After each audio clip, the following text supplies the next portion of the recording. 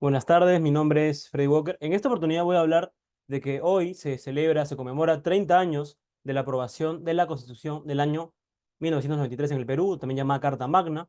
Recordemos que esta fue hecha en el tiempo de Alberto Fujimori, cuando el Perú se encontraba en una crisis económica con una hiperinflación que dejó el expresidente, que paz descanse, Alan García.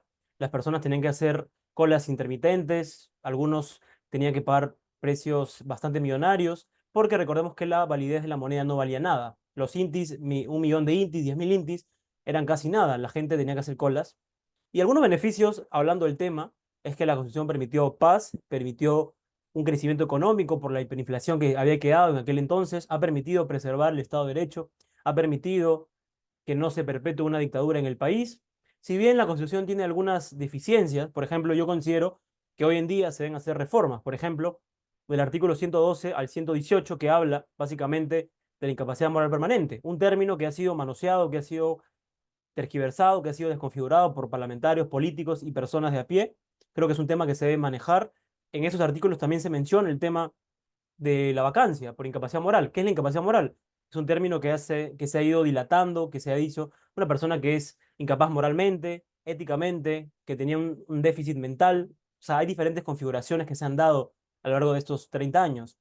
Creo que también se debe modificar el artículo 117, por ejemplo, que habla de la investigación a un presidente de la República, a un presidente en funciones, y que éste sea pues investigado por traición a la patria, que sea investigado por permitir elecciones municipales, regionales, electorales, por afectar el órgano como es el Jurado Nacional de Elecciones, entre otras. Creo que estos artículos se deben mejorar, incluso el 118 también hasta el 119, que habla de los ministros, que hablan de responsabilidad política que tienen cuando un presidente hace algún uso excesivo de la fuerza.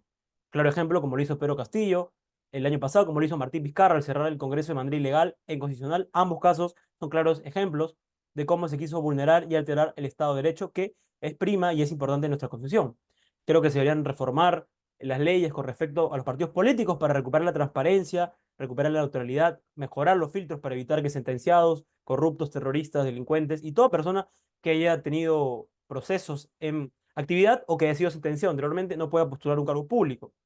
Creo que se deben mejorar las reglas con respecto al Jurado Nacional de Elecciones, con respecto a la RENIEC y con respecto también a la OMPE, que consideramos hoy en día, desde mi punto de vista, que estas cabezas salazarenas, Corbeto y el jefe de la RENIEC, son personas que a lo largo de la historia han hecho un trabajo, pero se han dejado llevar muchas veces por ideologías, por malos tratos, y hay que evitar que se mida o que se realicen actos solo por un lado. Hay que medir a todos con la misma vara por igual. Para mí eso es esencial y fundamental en un Estado de Derecho.